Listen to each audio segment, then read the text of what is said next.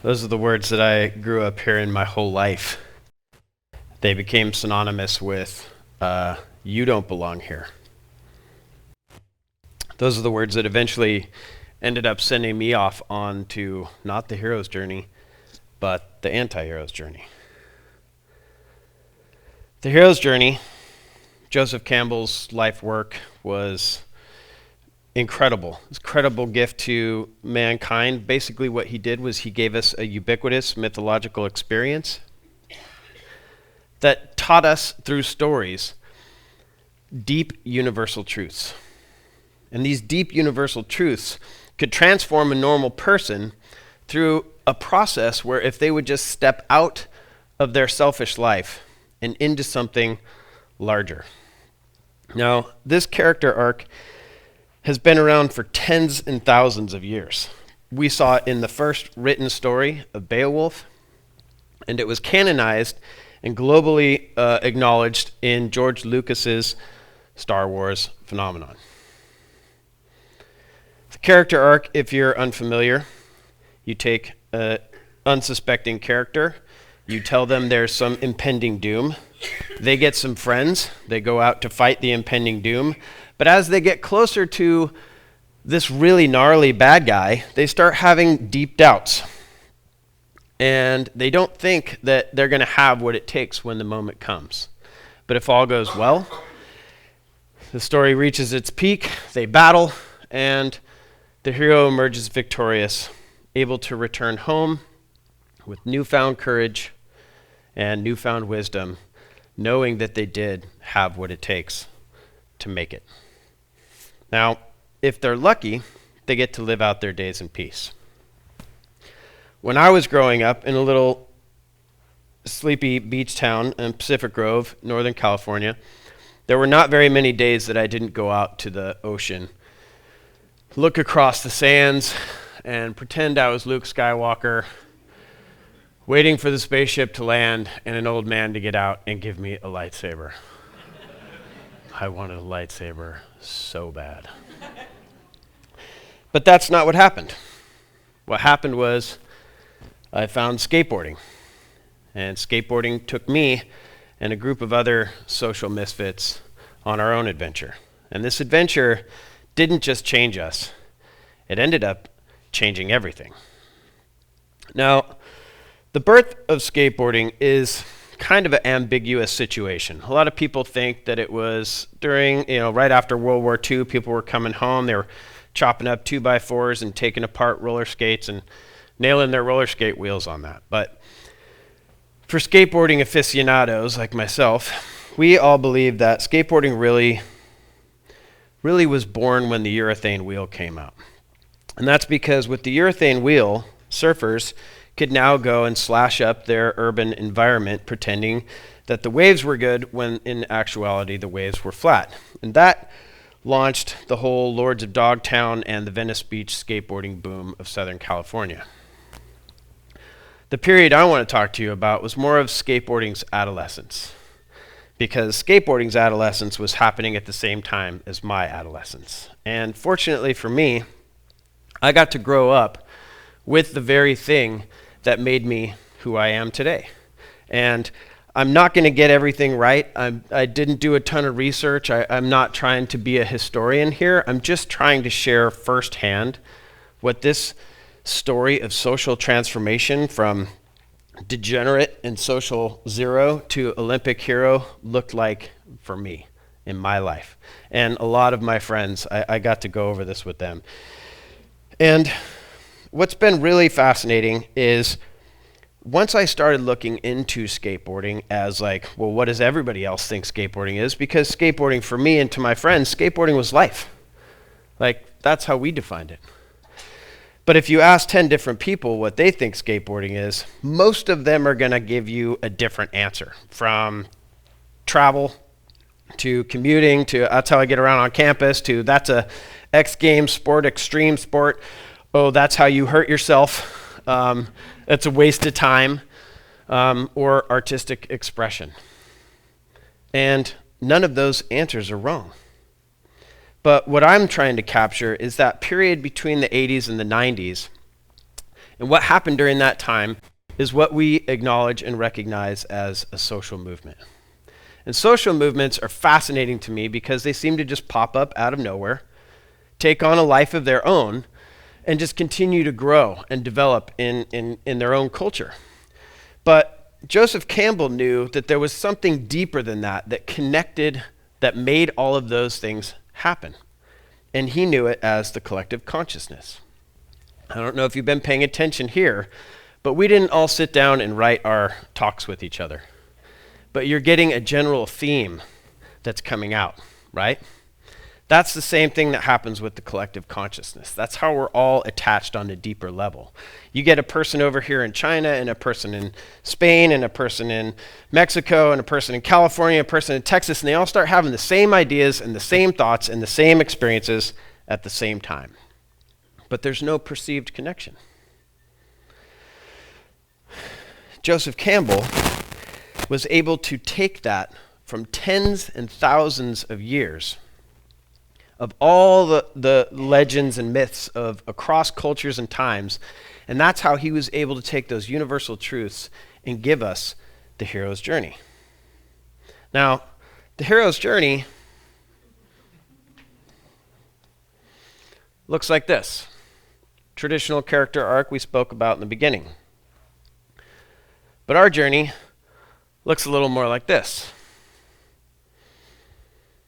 Big difference in the trajectory arc is hero's journey were people that are trying to make the world better. They're trying to make themselves better.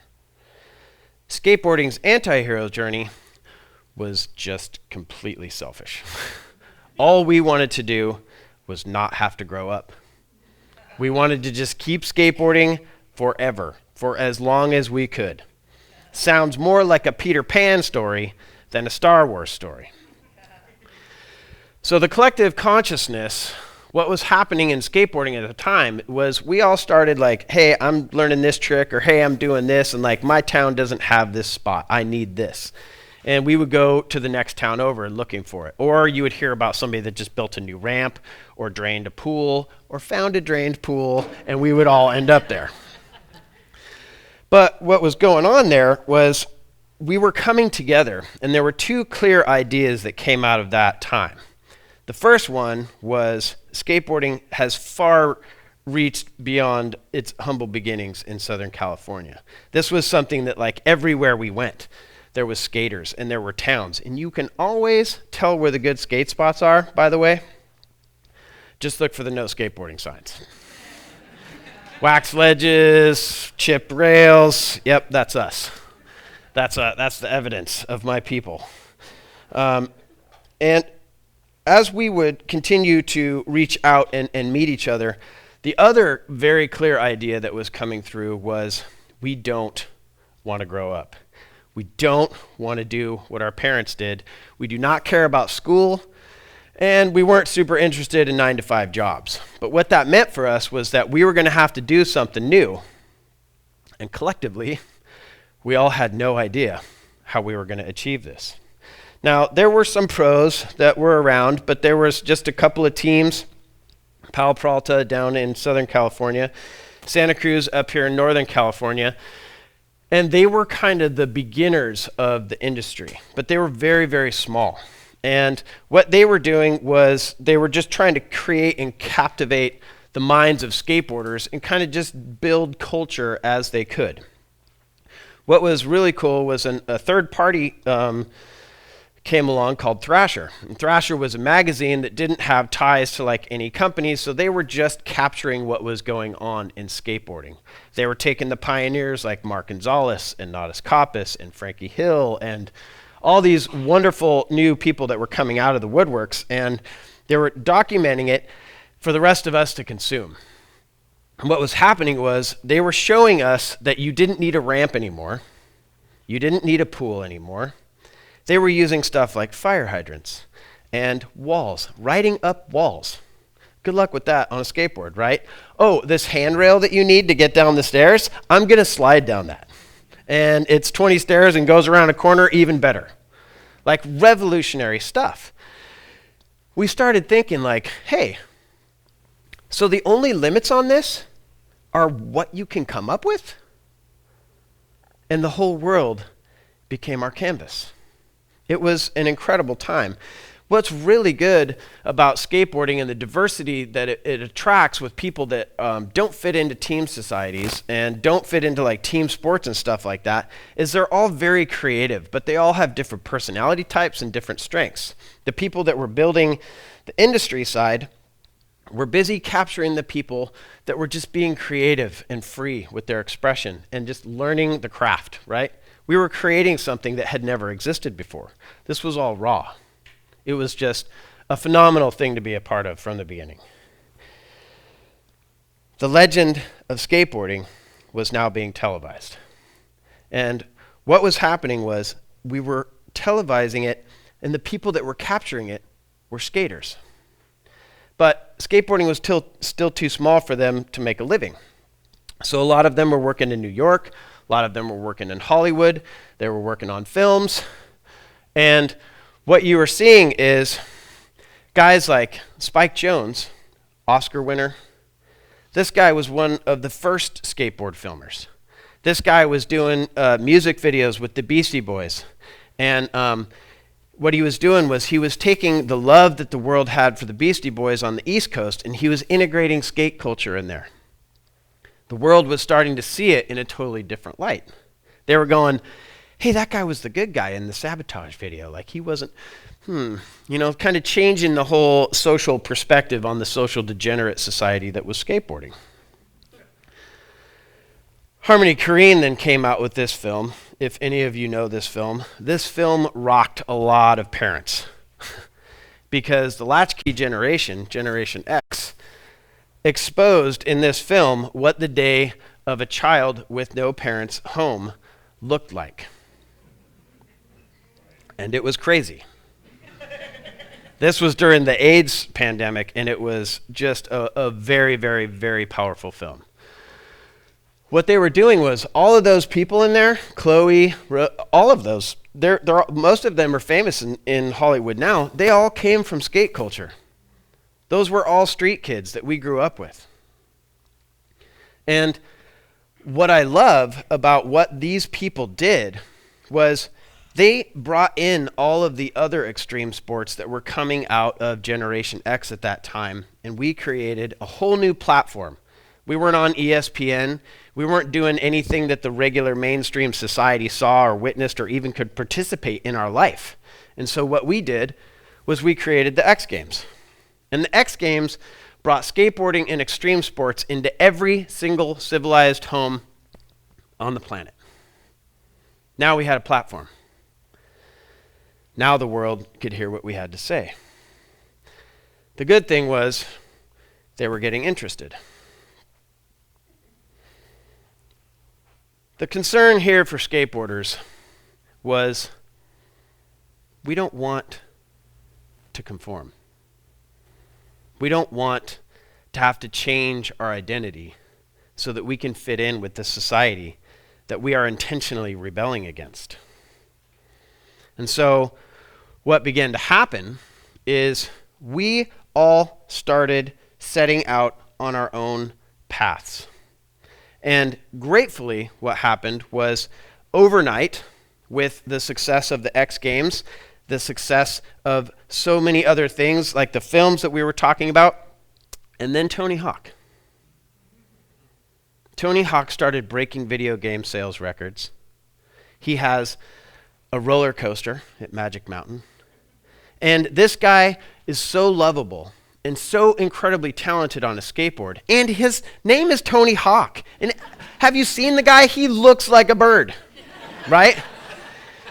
He started getting invited in every continent, in every country. Tell us, you're the voice of skateboarding. You come here and tell us, why do you guys do this? This is insane. And the beautiful thing is, Tony's story is skateboarding's story. Tony's story was when he grew up, he was a social outcast. Tall, skinny, liked to wear pink. You don't get to do that as a guy, right? Especially not back in the 70s and 80s. He was his own dude. And when he got into skateboarding, he thought, like, these are my people. But he kind of got outcast again by skateboarding. And as he was going around telling everybody his story, the story of rejection to redemption resonated. Everybody started to realize, like, these are just people like the rest of us. They're not all criminals. I mean, look at this guy. This guy's incredible. And I think that he was able to bridge this gap because of what Ned said earlier. Because he had a father that loved him. Because he had a father that was invested in him and built ramps and took him to contests. And that changed everything for him, and it made him stand out according to the rest of us. Fatherless, growing up on our own, trying to figure out our own way. So gratefully, he was our ambassador to the world. When people fell in love with Tony, people fell in love with skateboarding. And that, I think, is what laid the groundwork for Rob Dyrdek's next part of our mission. Rob Dyrdek, who you guys mostly know as the Ridiculousness host, he was actually my team captain on Alien Workshop a long time ago. And he was a pro skateboarder, and what he wanted to do was he wanted to take skateboarding and he wanted to see it in the Olympics. He wanted to see it accepted by the world, and he wanted to see it at the highest level. And so he created the Street League, SLS. And it was basically built exactly the way that you see skateboarding going in the Olympics right now. And it was a brilliant plan. He started that in 2010. 10 years later, skateboarding is in the Olympics. Woohoo! Everybody thinks, all right, skateboarding has arrived. They're here. Like, this is the peak. Not skateboarders. Skateboarders were like, this is the deepest fear that we have. Having to conform to fit in. Anti-heroes do not grow up to be like dad. They see that the way that things are broken. And they want to respond to that with a way that works better. So a lot of us thought this is the end of our cultural independence. Like, this is the doom of the anti-hero identity in skateboarding. Good thing I retired when I was 28 because I got to move on, and the other skateboarders like me that had moved on, grown up, had kids, started businesses, we got to look at this and we got to go, nah, this isn't bad. This is good. Here's why it's good. This is the rite of passage for a healthy family launching their kids. And just like the parents that are terrified of sending their kids out to the world, now we're going to have to trust that skateboarding is not only going to survive being accepted by society, that we're going to thrive and we're going to continue to carve the path that is anti-status quo. That's our legacy. That's what we brought to culture. And I think our generation is the one that changed that whole paradigm of this classic hero's journey. You look at what's going on now in film and in art and in expression, everything's being rewritten if it was already out there. Or you got Pirates of the Caribbean, you got Deadpool, you got Inception, you got Loki, all anti-heroes. And if you continue to look in art with this frame now, you'll see that all of our identity has come to love what skateboarding brought to our culture. The fierce independence, the out-of-the-box thinking, the creativity.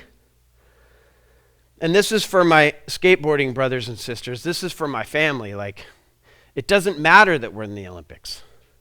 The streets is where we're from. And the streets will always be there. We can always connect with our roots to maintain our nourishment. I just want to encourage you in that. For the rest of us, skateboarding started out on a rough road. We took our own anti-heroes journey. We created our own purpose, and we built a whole new identity that helped us be embraced by the very culture and the very society that we rebelled against. Let that sink in. It's a whole new way for us to navigate because of a bunch of kids left alone with their own devices that created a whole new path. And I hope if we take anything from the original hero's journey, I pray that it's us being able to go into our final days and have peace, to embrace our place in history, to accept what we gave to society. And as we continue to move forward, we will make this world a better place to skate. For everybody. For everybody. Thank you so much for your time.